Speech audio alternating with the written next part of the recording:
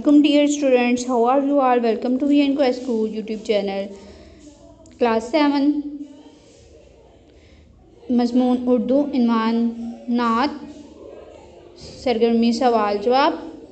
हज़रत मोहम्मद रसूलुल्लाह सल्लल्लाहु अलैहि वसल्लम ने किस तरह दुनिया को जहालत की तारीकियों से निकाला।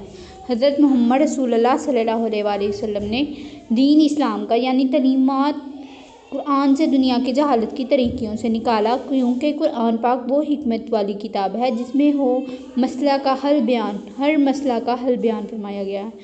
हज़रत मोहम्मद रसूलुल्लाह सल्लल्लाहु अलैहि वसल्लम ने किस चीज़ को दुनिया में आम किया। हज़रत मोहम्मद रसूलुल्लाह सल्लल्लाहु अलैहि वसल्लम ने इस दुनिया में सच्चाई को आम किया और दीन हक से उजाला फैलाया। हज़रत मोहम्मद रसूलुल्लाह सल्लल्लाहु अलैहि वसल्लम ने इंसानों के हवाले से हमें क्या बताया।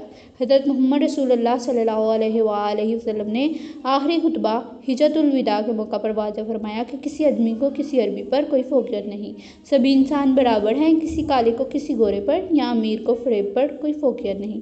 अल्लाह की निगाह वो मोतबर है जो मुत्तकी और परहेज़गार है।